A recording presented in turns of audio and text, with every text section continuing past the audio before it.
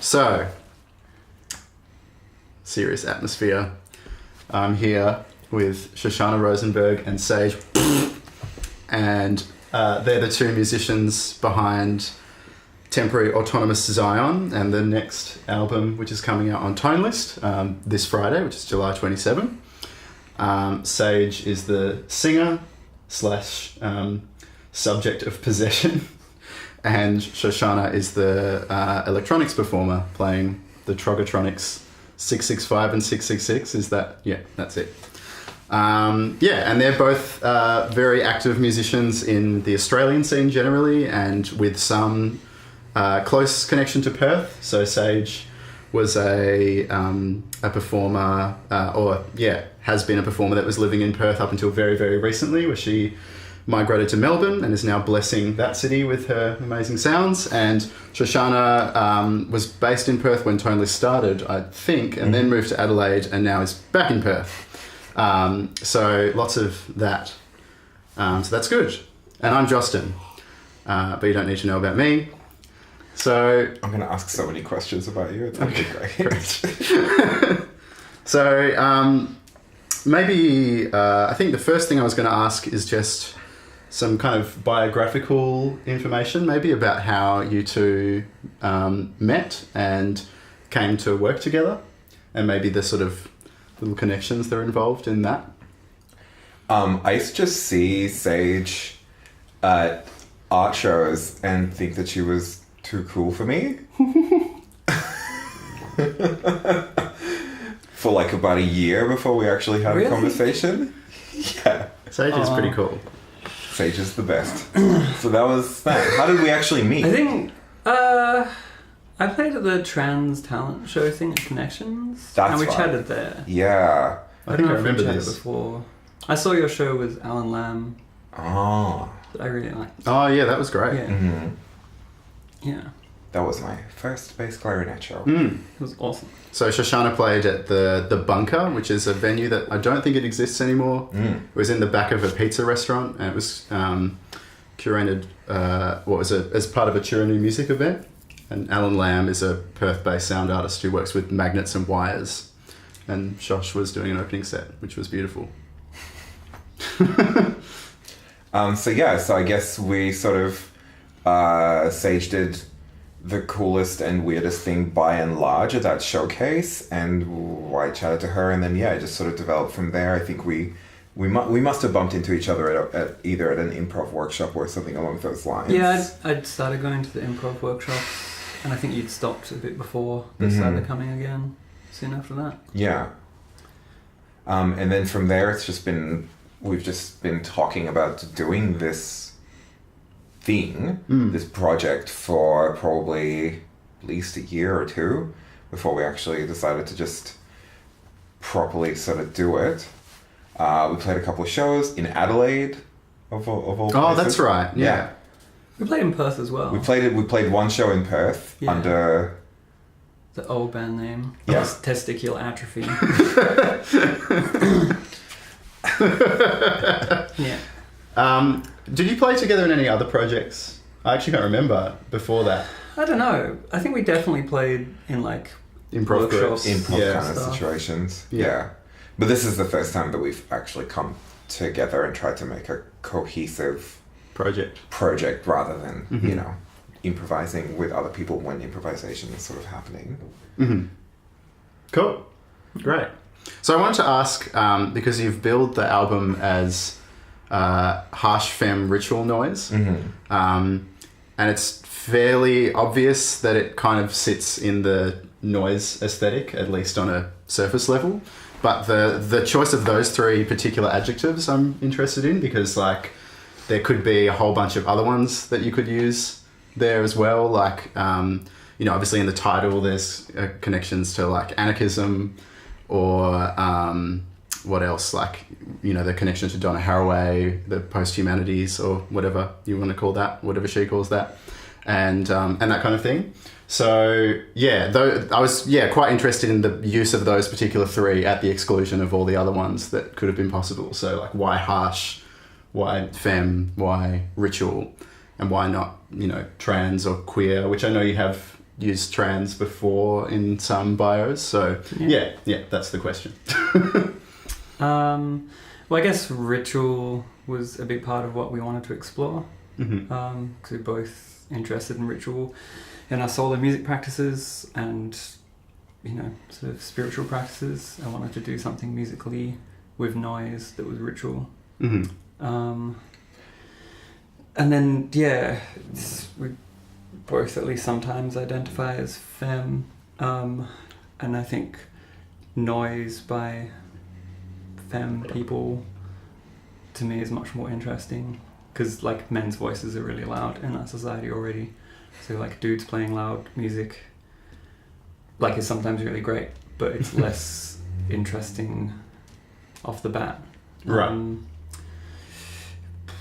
Yeah, I mean, I suppose, just kind of carrying on from your point, even though I'm sort of increasingly sort of not really particularly identifying with like femme as a way of self-conception, it was definitely like a very specific stepping block for me, certainly in making this record and traveling around with that form of identification and that sort of way of recomprehending myself in a lot of ways. Right.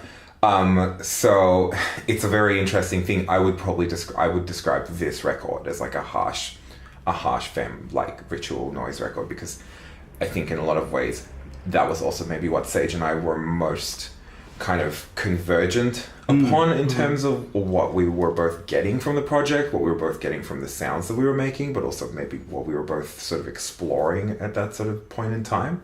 Yeah, it's exploring some dark, harsh stuff in a ritual context, but it's also exploring a kind of, you know, femme ritual practice, because there's lots that's really problematic with lots of ritual practices in their traditional sort of iterations, but we're both interested in reclaiming space in them, or, you know, refocusing them. Cool. In sort of queer.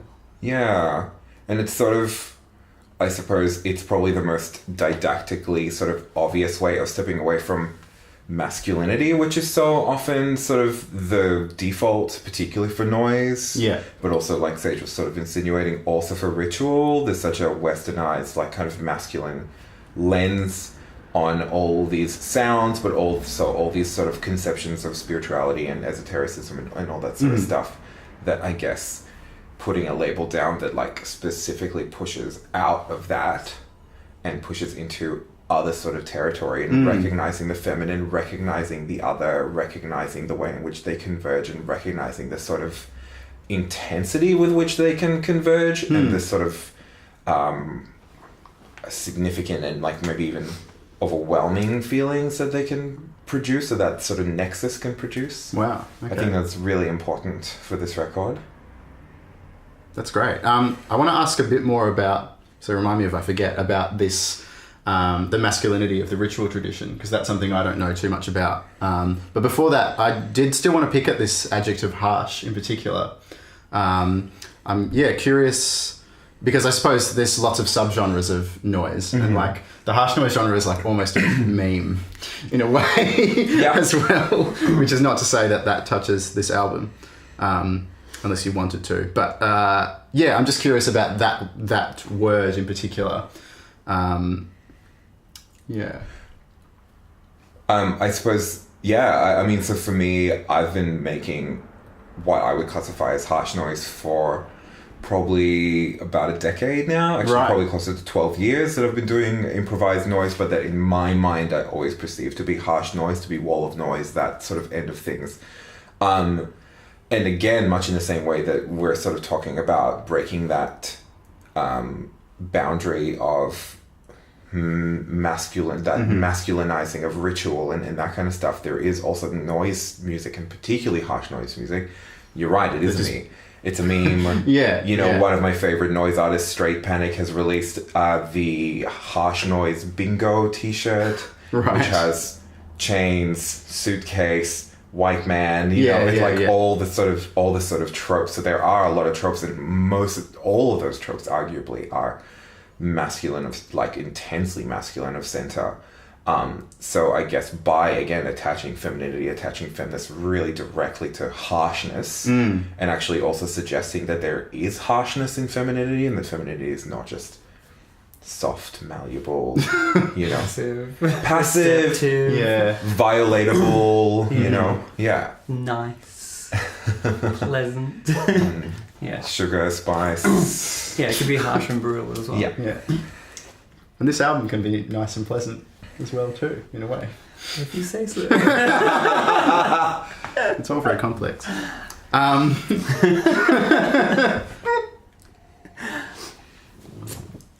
White man defends masculinity. Oh, yeah, go on. I've got a couple of spare suitcases in the back room if you want. So, yeah, about this ritual tradition. What about your approach to ritual what about the ritual tradition did you identify as masculine that you sort of actively opposed or moved against or something on this album?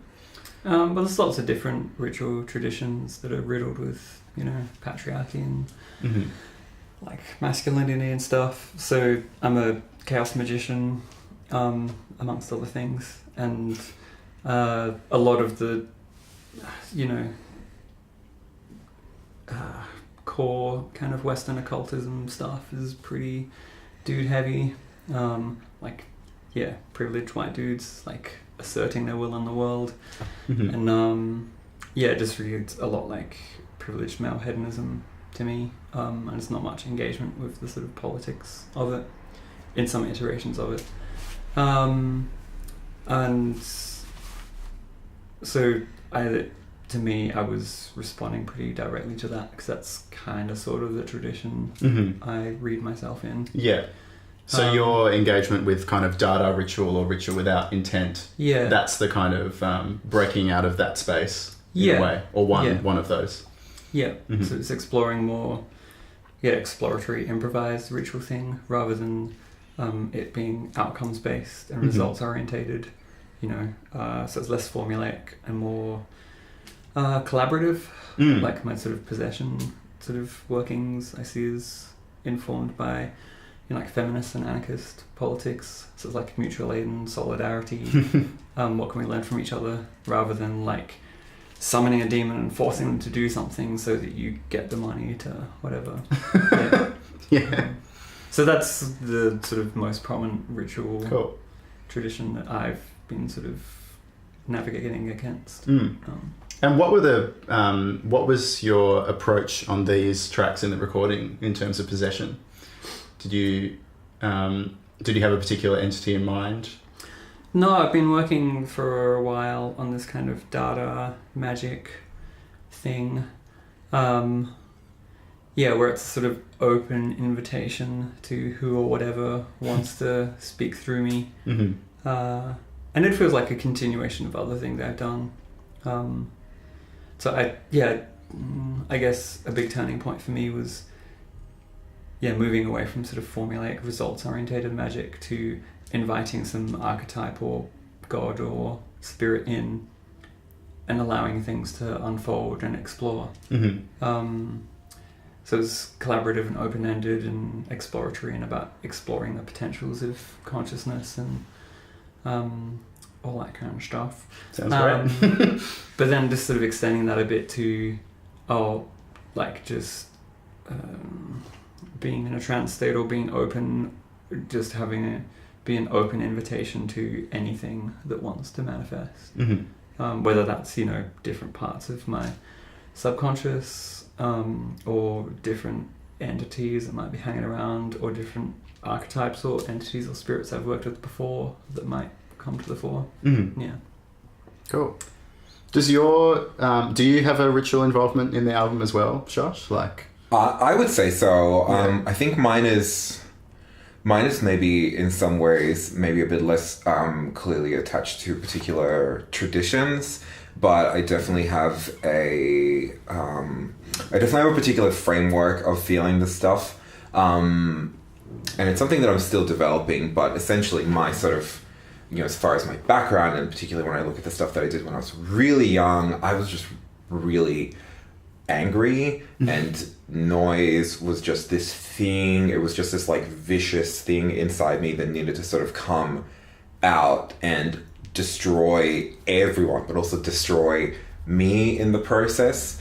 And sort of probably in the last, I would say probably 4 years or so, just before I started transitioning, moving into now, I've been really challenging that that aspect of it, and the ritual of allowing this rage, that, you know, this like almost like non-archetypal rage, because it's just like all these different feelings of rage and sadness and mourning and I have plenty in my life to have all those feelings about, but just having this sort of disinhibition with it. So I've been working on moving away from that and actually sort of forcing myself to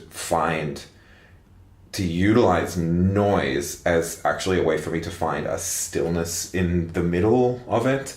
So a lot of the time for me when we play, but also even when I do electronics, non-vocal electronics on my own, I truly try and sit within the sort of shroud and feel the stillness and actually contemplate the noise and contemplate the intensity as something that is a way for me to momentarily invoke and therefore externalize maybe a lot of feelings and actually sit and witness, you know, be a witness rather than an intensive, you know, highly identified participant essentially. Yeah.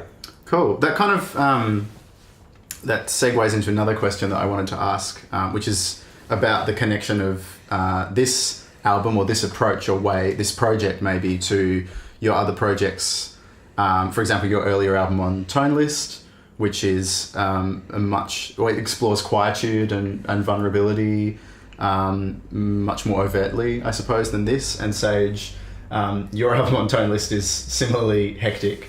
But some of your other projects that you do, I know you're really interested in silence and quietude and some music that's very fragile and low volume, which seems, you know, you could put it in a diametrical opposition to noise, but like you're already saying, Shoshana, it's not quite that simple. So I wanted to ask what, for you two folks individually, the connection between that side of your practice and this side of your practice is to you, or the paradoxes that you find in that, or whatever. I think partly for me it's just an interest in sort of extremes. So, you know, if most music sits on a bell curve like this, you know, these really loud bits and these really quiet bits are just sort of more interesting. There's lots of MF music. Yeah. So either at either end of the bell curve is where and they do similar things. They push you to extremes, take you to possibly uncomfortable places. But also for me, there's a lot of fragility in the loud music. It's about exploring the fragility of being human. But like pushing that, you know, through, you know, sort of weird possession stuff or like extreme noises, and exploring like failure and breakages and vulnerability in that sense, which is perhaps similar to what happens with extremely quiet pieces. Because your sense of self is really heightened there as well, because it's so quiet. There's like nothing else but your experience. Yeah, and I was also thinking performatively as well, like there's something about the extremity of volume in either direction where even your performance on an instrument becomes really unstable, or with your voice. Yeah. They're like the two easiest places to find limits or things where your own physical limitations kind of damage the sound or change the sound. I don't know if you wanted to add anything from what you already said, Josh, to that, but yeah, I mean, well, it is sort of going on what you were just talking about in terms of that sort of bell curve, and I guess, like for me, ultimately, the goals that I have with the instrumental, or maybe the non-lyrical music that I make are this sort of attempt to just completely smudge my inner self from the other people around. Right. Like I you know, so for me, I think you are just as at least likely to, if not are successful at providing a point of connection between yourself and other people in those moments of like intense quietude, repetition, when there's a sort of sheet of silence underneath everything, as much as you are to connect with people when there is just a sheet of noise over absolutely everything that engulfs all of you. You know, it's like, I think that for me, maybe the difference between how maybe my more loud electronic stuff and my really quiet bass clarinet stuff sounds is the difference between, it's really the difference between slowly immersing yourself and walking into the ocean and taking a deep breath and going in, and drowning and getting to the point where you have a moment where you realize that you're probably dying and reaching that stillness Right. through the noise and the intensity, you know. And for me, they're actually quite equivalent experiences past a certain threshold, and that's sort of my goal, I suppose, with a lot of what I'm trying to do. Right. Wow. Intense. Yeah, sorry, that's a bit brutal, but No. It's a cool metaphor. Great. So, We're that kind of a band. serious, brooding. Brutal. say something silly, Sage. Something silly sage. I'm so sorry. Yeah. So now I want to ask about the name of the band Yeah. and the name of the album in succession. So it was called Testicular Atrophy, Yeah. which is quite silly, Yeah. but also pretty great. Sure. Yeah. Well, you don't have to talk about that name, but maybe if you want to, that would be funny. But also the new name, I'm quite curious about. I just thought it was like testicular atrophy, like that's a thing that happens when you take testosterone blockers. But it's also a kind of, you know, jokey kind of anti-testosterone thing. Yeah, and also initially this thing that we tried to do was just gonna be more just like a almost silly, brutal fake metal. With Yeah, kind of- right, Yeah. right. You Like know. just over the top kind Yeah, of. totally. But yeah, I The remember. ritual stuff. in the Yeah. tradition of Cannibal Corpse and, you know, like you know, Vital Remains and whatever. Was it in Adelaide? I just remember the performance in Adelaide having a really. I mean, it might have even been the first time I saw the duo, and then it felt. It didn't feel silly. It felt really kind of powerful and Yeah. emotional. Was that when it changed? Did you kind of noticed, right, by playing that you were like, oh, this isn't actually this silly over the top thing. This is something Yeah. else. That's kind I of. mean, we were still using that name then. Yeah. But I think Actually, if I may be remembering things out of sequence, but we may have literally decided to change the name either that night or the next day. And yeah, that was that might have been our second show. Yeah, it Like was. we played in Maylands and I played that. Yeah. And then we were like, oh, this isn't what we thought it was. Yeah, and I Yeah. suppose that's part of it, right? Like that was the sort of progression, was moving from, you know, just trying it out, doing the improv thing, Yeah. which I think for a lot of people is about silliness and is about like Yeah. taking things lightly. Yeah, totally. But yeah, you know, sometimes you just, You find something in that, and well, sometimes you step in the river and it turns out it's more like, you know, an ocean. Like it's that's a good feeling. Yeah. Most of the time. totally. And so temporary autonomous Zion. Yeah. So arguably it's a controversial name, depending on who you talk to. Yeah, But of course. So yeah, maybe some elaboration. Yeah. I mean, some people might not even know the references. Yeah, so Hakim Bey is a pen name of a guy whose actual name I've forgotten. And he wrote his most famous piece is a piece called The Temporary Autonomous Zone. And it was influenced by his readings on like pirate sort of utopias or these sort of pirate enclaves which existed outside of the sort of colonial imperialist law and had their own kind of systems of self-governance. And he coined the term to describe those, but also used it to describe sort of raves and acts of poetic terrorism. Yeah. And it's an idea of a sort of anarchist or autonomous space that can function outside of the usual norms of society, but because of the way our society is structured, they're usually temporary. So it's but he was suggesting they're really important for nurturing spirits of independence, and their like temporariness isn't necessarily a bad thing. And then the sort of turning that into temporary autonomous Zion is partly about both of our interests in reclaiming spirituality outside of really normative narratives.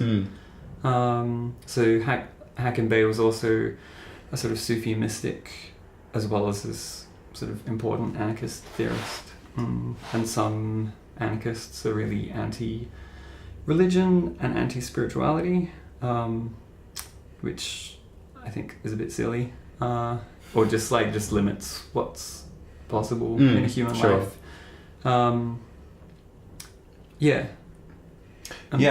I suppose I maybe also have a bit of a different slant on it because I'm Jewish and because I'm Israeli, and so I have many feelings about Zionism and the state of Israel, but that sort of combination, essentially, I consider myself a part of an ever-existing, but certainly an increasing movement of Jews who actually believe that statelessness is actually well and truly how we are meant to negotiate the world. And so for me, it's this,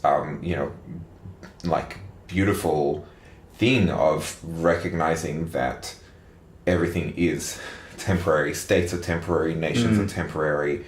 Your existence on this earth is extremely temporary. And so this idea of creating your perfect state wherever it is that you are and trying to exist within that, as opposed to...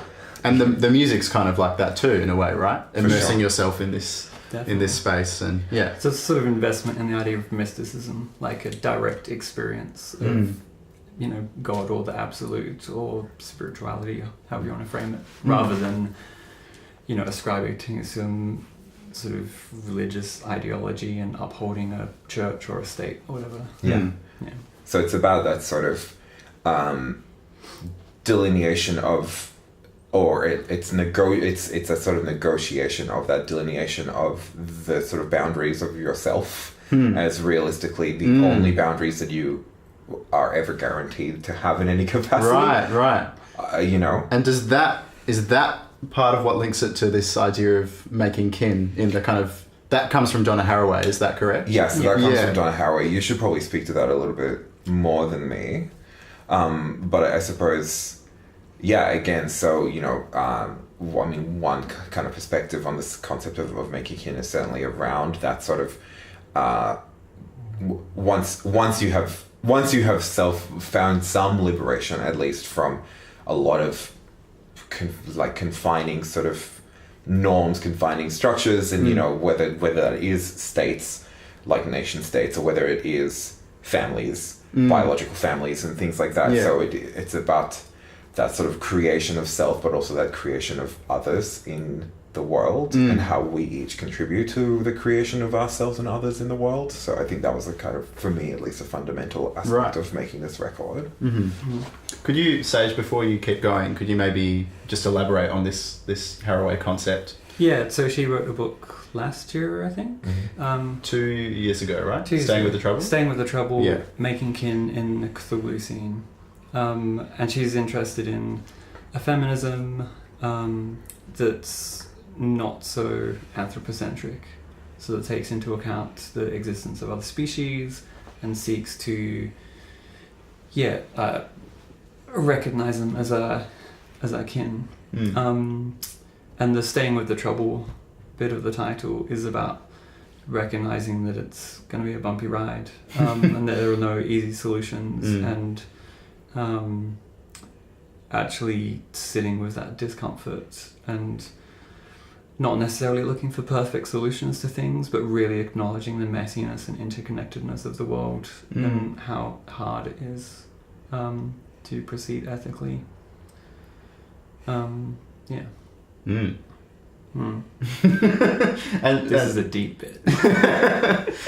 And so your connection of the music, I don't know whether it's different to Shoshana's, but your connection of the music to this concept of kinship, how do you, is it again similar to this this idea that everyone is kind of immersed together in such a situation, or but also not just the sort of humans in the room. So I'd sort of analogously use Donna Haraway's notion of making kin in a Cthulhu scene, to think about making kin with sort of with spirits spirits and non-human animals and sort of maybe queering ideas of what's possible ontologically in that sense. And I don't know if this is too much of a question, but the the kind of power dynamic in that situation of you two kind of summoning this, like, both these presences, but also this, like, really, really intense, possibly painful, possibly very confronting experience. In how do you sort of weigh that up against this idea of kinship or making kin?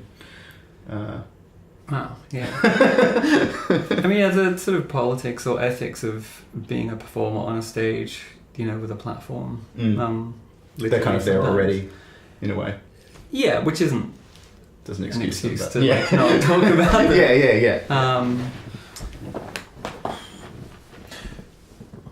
It's it is a difficult dynamic to sort of engage with. But I suppose maybe, and I feel like this is probably more my practice necessarily than yours, but because I consider myself an eternal novice, in some ways, my experience on stage is not that different to the experiences of people in the audience, in the sense that, like, I don't know what's going on. Like, I don't know how this thing happened. I don't know how I've arrived at this point, really. I've just sort of brought myself here, and in some ways I think that maybe is part of why I sort of choose to actually remain ignorant of my instruments for the most part, and actually continue to make it something that I am genuinely surprised by, I'm genuinely engaged with. It is also something that I'm an active listener in this situation, rather than simply projecting my ego or projecting whatever it is onto other people. And my practice is really rooted in meditation practice.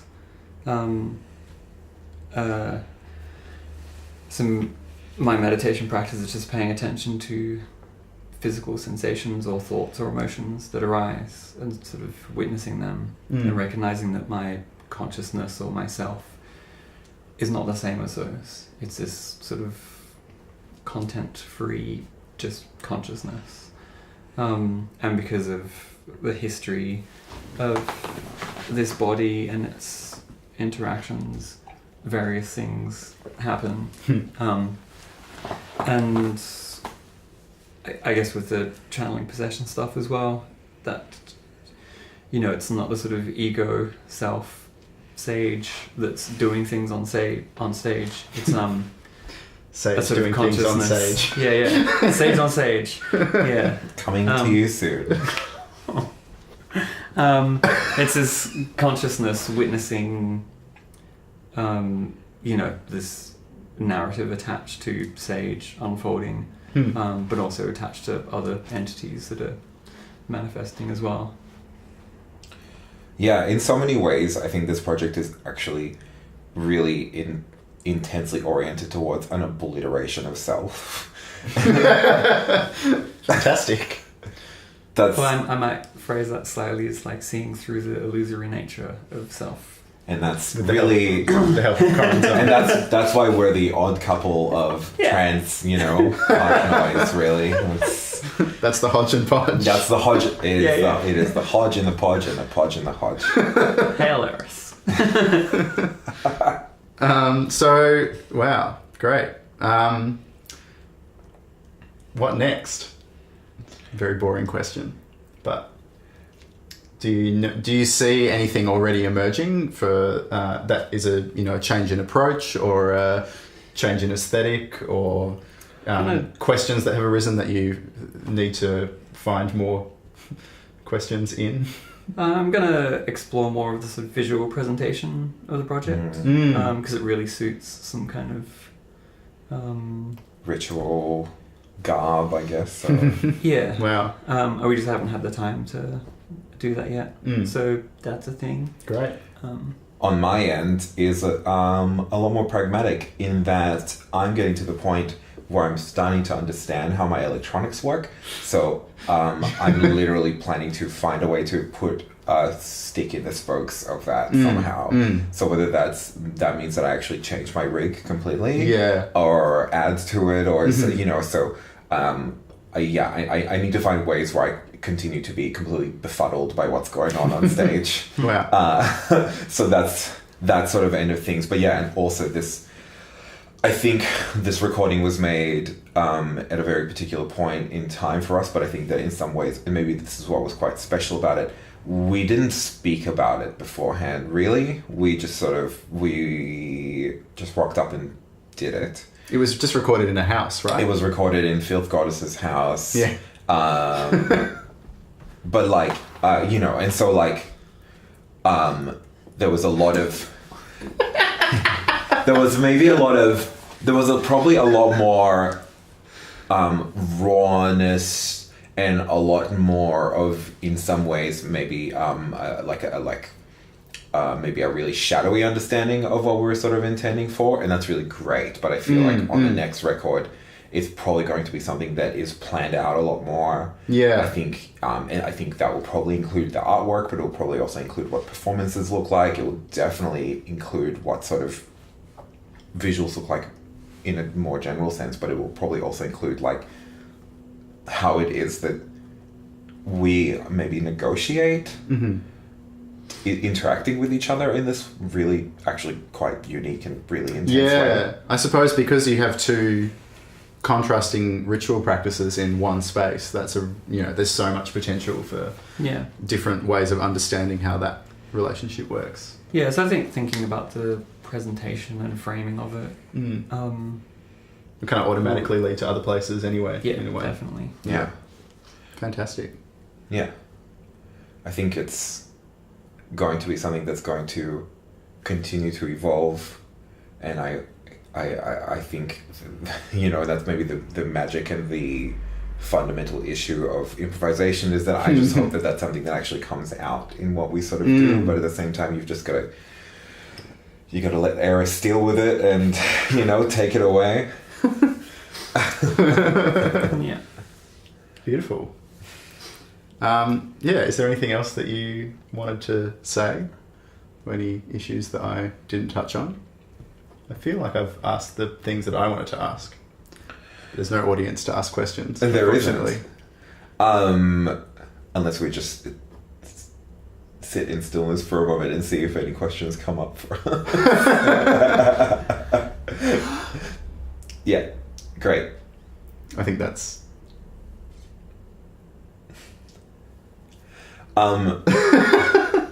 I think one interesting thing that is maybe worth commenting on as an end point here is actually how important it's been to do this in front of audiences.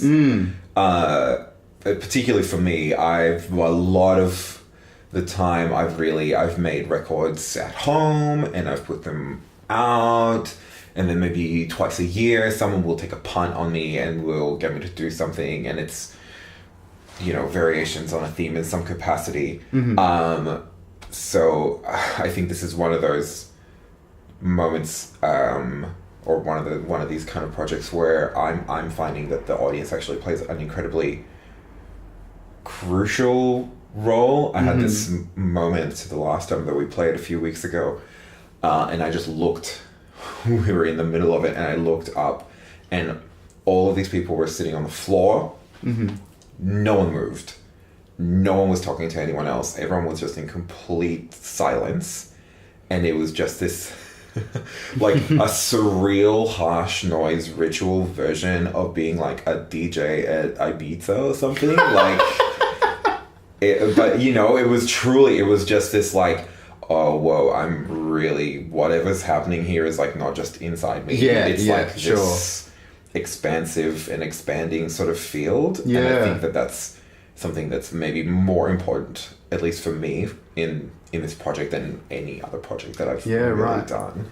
In a way, I think maybe there's something in being, like, tangled in those questions about power and politics and stuff like that, instead of just kind of, you know, hiding away somewhere and then throwing these little blasts of noise into the world in the form of tiny cassettes.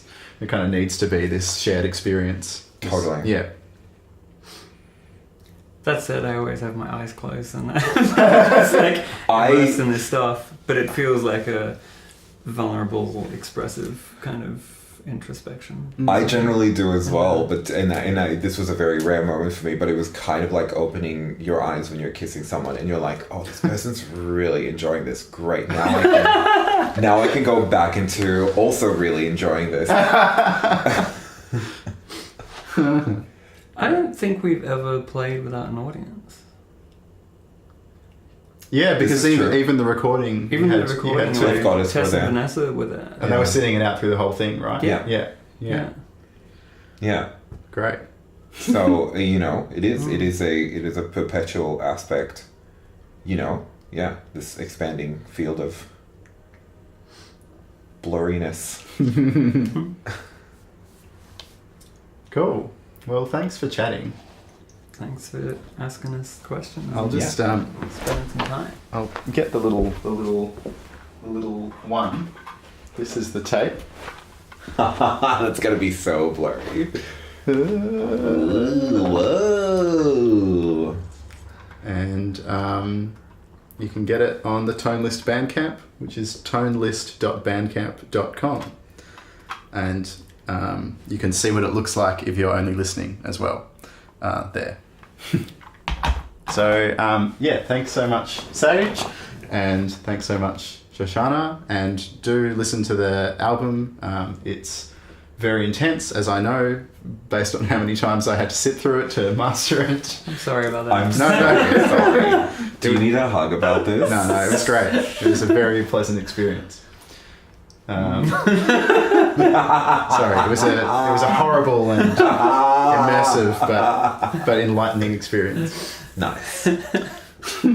Thanks, Justin. Thanks for having us. Cool. Goodbye. Bye.